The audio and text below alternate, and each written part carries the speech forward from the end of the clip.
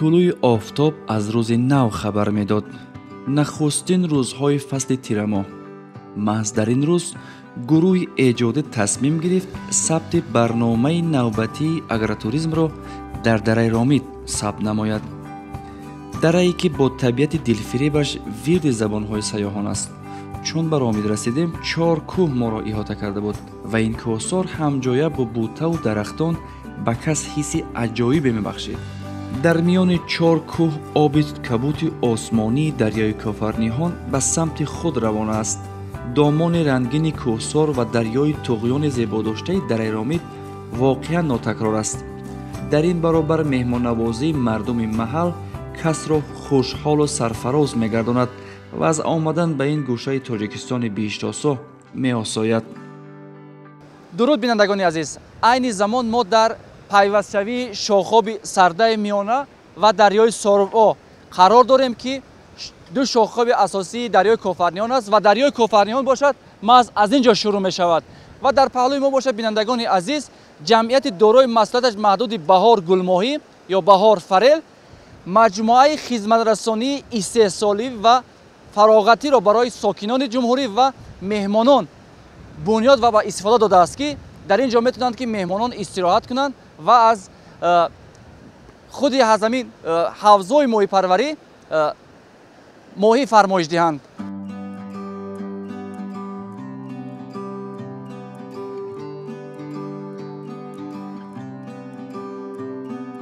محض در این گوشه انیقترش در موضع اولوچادره دست انسان زیبایی آفریده است. مکان برای استحصال ماهی و استراحت سیاحان.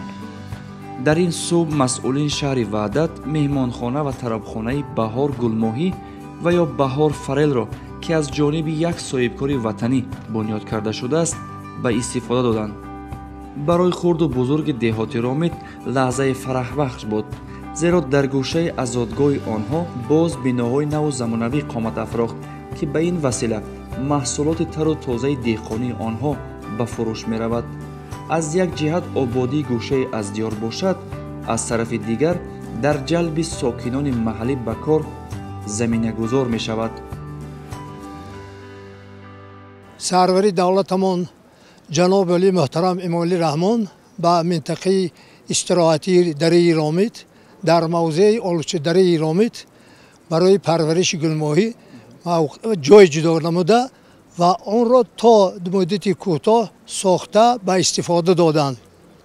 در ساختمان این حوزه ماهی پروری از طرف جمعیت مسئولیتش محدود بهار زیاده از 100 نفر کارگران محلی به جای کار تامین گردیدند و امروز این کارخانه محصولاتش در تمام شهر ناحیه دسترسی مردم گردیده است. همه این آبادی‌ها بهر نیک احوالی مردم است. قسمی مردمی بیکار با جای کار تامین گردیدند و تا به امروز مردم در آنجا کار و فعالیت دارند.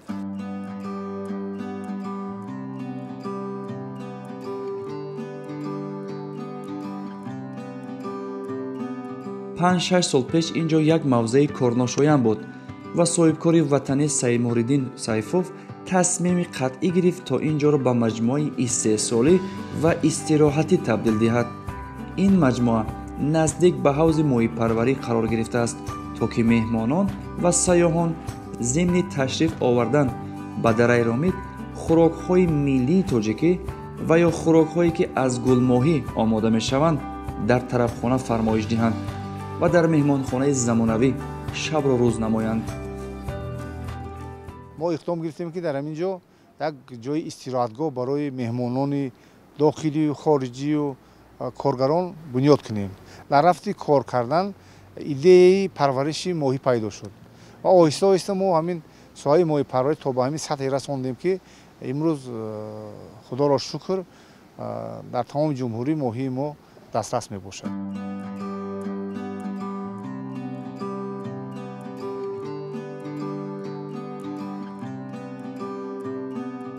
مهمانخانه سریراهی دارای 30 کد می باشد. در حجره ها برای 2 نفر و 4 نفر شرایط مهیا کرده شده است. در طربخانه باشد در یک وقت امکان تا 100 نفر مهمان را قبول کردن امکان پذیر می باشد. جماعت دهات رامید 2010 خواجگی داشته، در آن بیش از 17300 نفر اهالی زندگی دارد.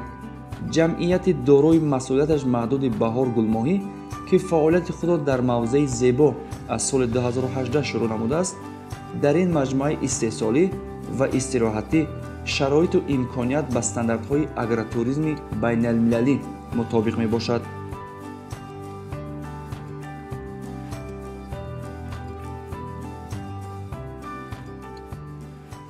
минтақаи ромид дар шаҳри ваҳдат яке аз минтақаҳои сайёҳӣ эътироф гаштааст, ки ба ин минтақа меҳмонон аз тамоми ҷаҳон ва инчунин шаҳрвандон аз тамоми минтақаҳои ҷумҳурии азизамон ташриф меоранд, ки тибқи маълумотҳои оморӣ дар шаҳри ваҳдат ташрифи сайёҳони ҳам дохилӣ ҳам хориҷӣ зиёда аз 8938 нафар мебошад, ки назар ба солҳои пешин 1538 нафар, ки ин 124%-ро дар бар мегирад, зиёд гаштааст.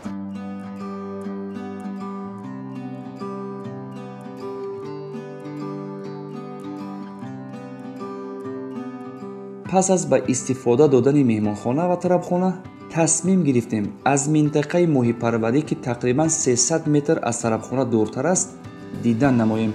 сайр кардан то мавзеи моҳипарварӣ дар ҳавои тоза хеле форам аст. аз ҷумла сайр кардан дар соҳили дарёи Кофарниҳон, ки обаш зулолу нотакрор мебошад.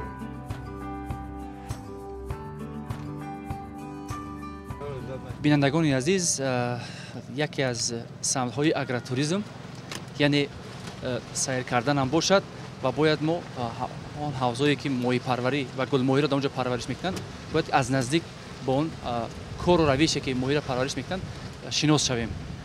мо айни замон ба ҳамун самте ки аз тарабхона ба ҳамун самте ки ҳавзҳои моҳипарварӣ ҳастанд рафта истодаем.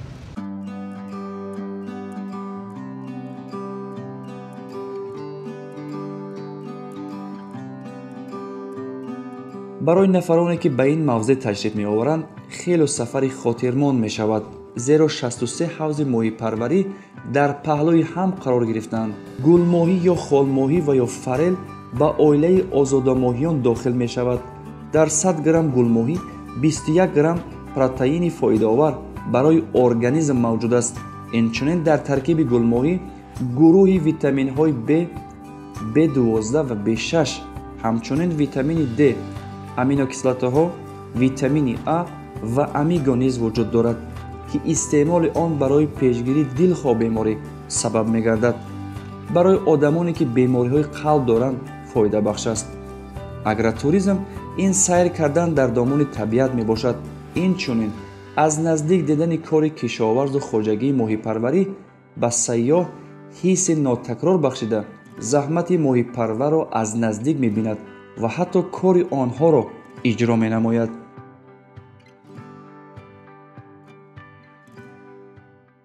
бинандагони азиз, яке аз самтҳои агротуризм дар он аст, ки сайёҳ ё гардишгаре ки ба ин ҷо ташриф меорад, он чизе ки дехон ва ё моҳипарвар мекунад ва кишоварз мекунад, он корро такрор кунад, яъне эҳсос кунад ки чӣ гуна мардум моҳипарварӣ мекунанд ё кишоварзӣ мекунанд. ва мо дар ин ҳавз қарор дорем ва мебинем ки чӣ гуна бояд ки ба моҳӣ хӯрок партофтан дар кор ва яъне аз наздик ин корро эҳсос кунем.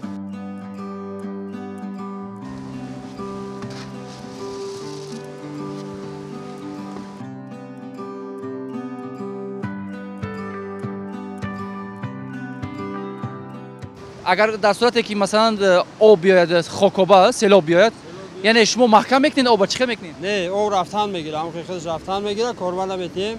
нозуки бисёр дорад, ки мақсад ира бе об намемонӣ, ки об ки кам мона баъд бозӣ мекунам моҳию, мақсад нигоҳ кардан дар кор. агар моҳӣ дар ҳавзҳои ифлос истад, моҳӣ зудтар мемирад ва агар тез агар ҳавзҳоро тоза кардан гирӣ, моҳӣ тезтар калон мешавад. инҳо дар оби гарм намешаванд, фақат дар оби пирях, оби хунук мешаванд.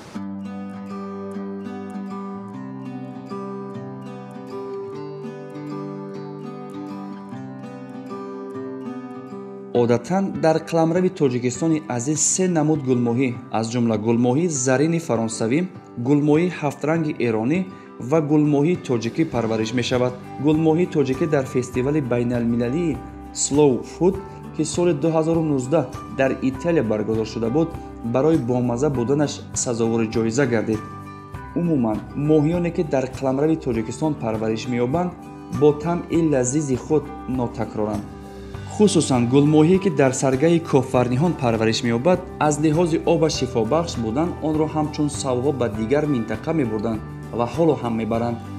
محض در موضع پیوستشوی دو شاخاب کلان سروا و سرده میانه که دریای کافرنیان از اینجا شروع می‌شود بنیاد حوض‌های ماهی پروری عین مدعا میباشد. اولین بنیاد ماهی استحصال ماهی از آن عبارت بود که ما رفته از تگابی دره ورزاب 20 چند هزار دانه گل ماهی آوردیم. این 18 می سال 2019 بود. بعد باران ها همین ماهی بچه ها که در چی بگیم ظرف‌های علایده نگاه داشته میشد در نتیجه باران بسیار اینا از همان ظرف‌ها برآمده برباد رفتند. خلاص که ما از اینم رو افتاده نشده آهسته در سال 2020 ما در ماهی آوردیم و خودمون با استحصال کرمینه ماهی مشغول شدیم و شکر خداوند که امروز ما هر سال یک چند میلیون دانه کرمینه ماهی استحصال میکنیم و در نتیجه کارکرد و مشغولیت بسیار اکثریت کارگران ما متخصص شدند.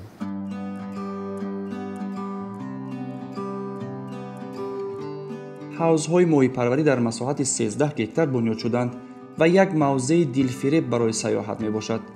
مهمانان نیز در برابر فرمایش ماهی اینچنین به موضع ماهی پروری آمده با فعالیت ماهی پروران از نزدیک شناس میشوند.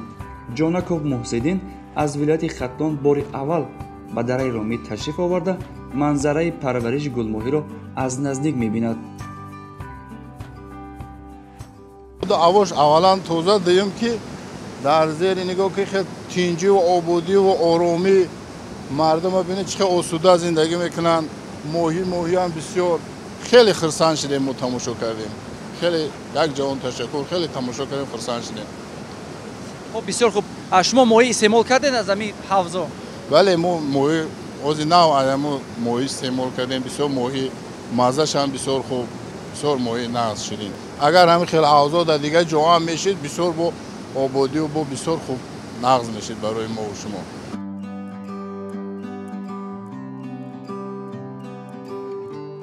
در مجموعه ماهی پروری جمعیت دارای مسئولیتش محدود بهار گلماهی بیش از 100 نفر ساکنان محلی و متخصصان کار میکنند. گلوف سفر طول 5 سال است که در اینجا به ماهی پروری مشغول است. او میگوید که همه پهلوهای ماهی پروری را آموخته به کار شروع کرده است زیرا پرورش گلماهی نازکی‌های خاص خود را دارد. شما مدت 5 سال است که در اینجا کار میکنید. همین نازکی ماهی پروری را شما از کجا آموختید؟ متخصصا ما را یاد دادن، نازکی ها را از متخصصا یاد گرفتیم. حالی ما کار کردیم جای والی. ما را کار را یاد دادن، اکرهگیری را یاد دادن، ماهیچه را طرد اوقاتیش، خرابتیش همه را یاد دادن. ما تا حال کار کردیم، ماهی را چقدر میبینید، ماهی ها را بسیار کردیم، کلان کردیم، خیلی توابی را هست.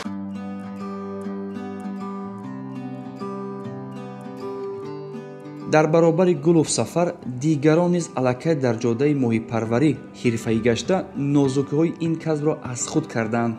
خوراک دادن، سنجش کسلورد آب، وزن کشی و خطری به یگان بیماری دچار نشدن و اینچنین تیز تفتیش کردن گلماهیچه‌ها از کارهای هر روزه آنها میباشد زیرا سهلنگاری در یک لحظه میتواند همه این زحمت‌ها را نابود کند. خوراک میخورن، بعضی ماهی‌ها حال کردن نمیتونن، زورشون میاد همو میمیره. حسابی دمش شکمشون برای بعضیش هم که میشود نباشد سازن میخورن خوراک و بعضیش هم خیلی میشود. دوری ماهی‌های بسیاریده یا خیلیش هم که دمی شوری میکنن میمیرن ماهی. این از حسابی آب میشود، از حسابی خوراک میشود، از حسابی چی میشود؟ این از حسابی بعد بسیار کم است حساب آبم کسلرود کمی میکنه حال کردن نمیتونه حساب ماهی خودش حال شویش قیمتوا کم که میمره.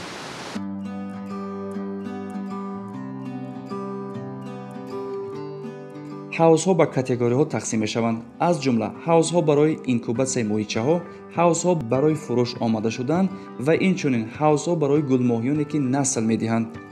одатан гирифтани тухми гулмоҳӣ дар фасли зимистон шурӯъ гардида, баъд аз гирифтани он дар чунин дастгоҳҳо нигаҳдорӣ шуда, пас аз кирмакмоҳӣ шудан ба ҳавзи махсусе ки оби онҳо тоза аст интиқол дода мешавад.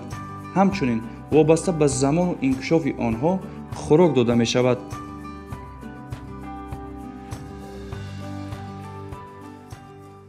дараи ромити мо аз сатҳи бар хеле баланд ҷойгир шудааст, боду ҳавошам хеле тоза аст ва обҳои хеле тозу хунук дорад. аз ҳамин рӯ парвариши гулмоҳӣ дар ин ҷо бисёр қулай аст ва ҳамин моҳии гулмоҳие ки дар дараи ромит дар ҳамин ҷамъияти баҳор ташкил карда мешавад, аз ҷиҳати маъзу лаззат нисбат ба дигар моҳиён фарқ мекунад, аз ҷиҳати тоза будани обу боду ҳавои иқлимаш.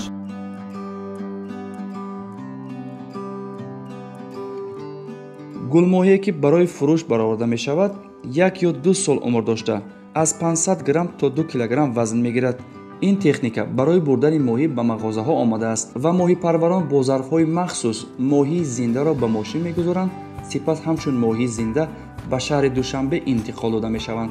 вале барои мизоҷоне ки ба дараи ромит хусусан барои истеъмоли гулмоҳӣ ташриф меоваранд, назди ҳавлии тарабхона ҳавзи махсус гузошта шудааст ки гулмоҳиро ба он ҷо интиқол дода, муштарӣ зимни воридшавӣ аз ин ҳавз фармоиш медиҳад ва рафта дар ҷои худ нишаста мунтазири фармоишаш мешавад. ҳоло сайёҳҳо каманд, лекин ба ҳар ҳол ба мо дар корхонаи мо, коргоҳи мо буданд сайёҳҳо аз Голландия, буданд сайёҳҳо аз Амрико. бинобар сабаби он ки ҳамин сатҳи хизматрасонии мо ба сатҳи дараҷаи лозима ба роҳ монда нашудааст, мо ҳамин корро яъне ки ба роҳ намондаем. хеле ки худи шумо шоҳиди ҳол будед. мин баъд омодаем ки меҳмононро дар ин хоҷагӣ истеҳсолию истироҳатӣ қабул кунем ва меҳмоннавозӣ кунем.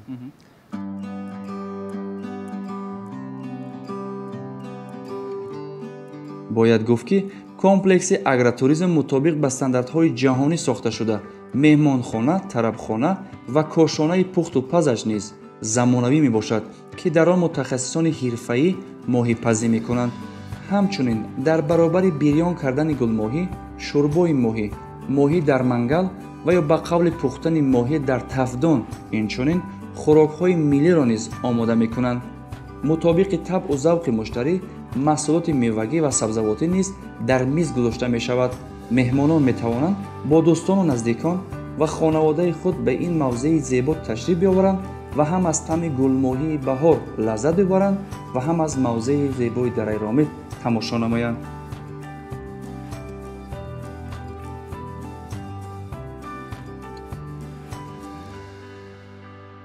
чуноне ки пешвои миллат муҳтарам Эмомалӣ Раҳмон зимни суҳбату вохӯриҳояш таъкид менамояд, ба ватан бо дасту дилу нияти пок ва дилсӯзӣ хизмат бояд намуд ва соҳибкор Сайфов Саймоҳриддин аз зумраи шахсонест ки ин гуфтаҳоро сарманшаи кори худ карда дар як гӯшае аз кишвари азизамон маконе барои истеҳсоли гулмоҳӣ ва тафриҳи меҳмонон сохтааст. дараи ромит аз шаҳри Душанбе тақрибан 50-60 километр масофа дорад, тақрибан 1 соат роҳ мебошад ва манзараҳои дилфиребаш ба сайёҳ сафари хотирмонӣ мебахшад. суханҳои тиллоии роҳбарияти олии кишварро муҳтарам Эмомалӣ Раҳмонро фаромӯш намекунем ки дар тамоми баромадҳояшон изҳор медоранд ки бояд ки мо имрӯз вазифадор ҳастем ки дурдасттарин минтақаҳои ҷумҳурии азизамонро обод намоем ва имрӯз чӣ тавре ки шумо медонед дар инфрасохтори туризми шаҳри ваҳдат, соҳаи рушди сайёҳии шаҳри ваҳдат, дараи ромит яке аз беҳтарин ҷойҳо мебошад ки кӯҳҳои осмонбӯз, обҳои мусаффо, инчунин обҳои шифобахш дар ин ҷо вуҷуд доранд ва روز از روز از جانب صاحبکاران وطنی، از جانب شخصیت‌های وطندوست و آبادکار آباد گشته ایستاده است که این فخر نه تنها ساکنان شهر وحدت، این چنین تمام شهروندان ملت تاجیک می باشد.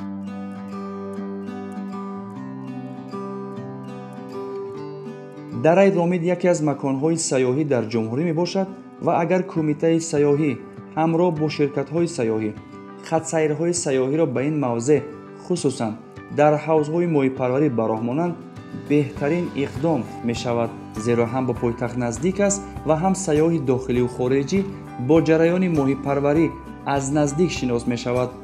این چنین نفرانی که برای پرورش گلماهی شوق و هوس داشته و نیت دارند که فعالیت ماهی‌پروری خود را براه مانند می توانند از متخصصان جمعیت دارای مسلحتش محدود بهار گلماهی مصلحت و آموزش بگیرند.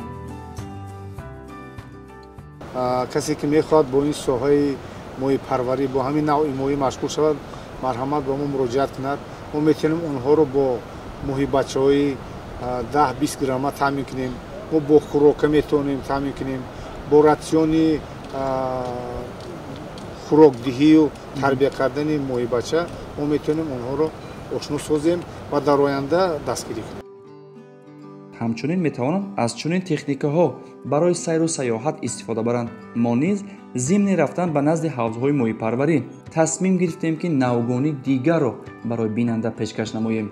این نوگانی قایقرانی در دریای کوفرنیهان میباشد. شخص مسئول به مهمانان جهت‌های بی‌خطری آن را میفهماند. لباس‌های مخصوصی که آدم را از غرق شوی نگاه می‌دارند و باید به بر نمود. واقعاً لحظه هیجانی است.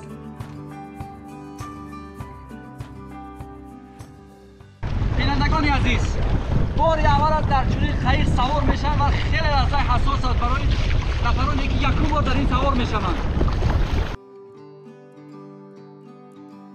سفر روی دریایی ما از شاخاب سربا شروع شده تا دریای کوفرنیهان به انجام میرسد. تقریباً 1 کیلومتر را طی نمودیم.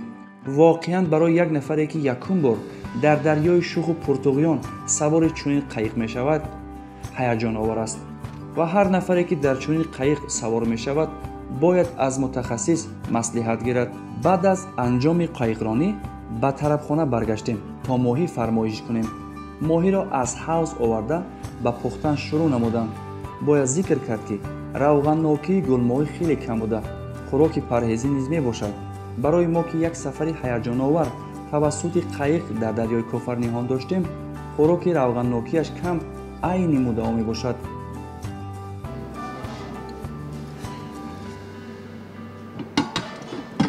سلامت باشید.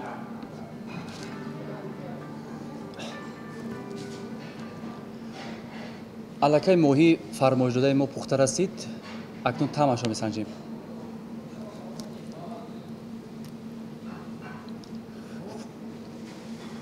به واقعا طعم لذیذ دارد و شما هم بینندگان عزیز میتوانید که به اینجا بیایید و چنین ماهی با لذت را فرمایش دهید و همراه عائله و دوستان خود هم ماهی با لذت استعمال کنید و هم از زیبایی‌های این دره زیبا منظر رامید بهره مند گردید. در اینجا برنامه اگراتوریسم به انجام رسید. به شما سعادتمندی می‌خواهیم. خیر.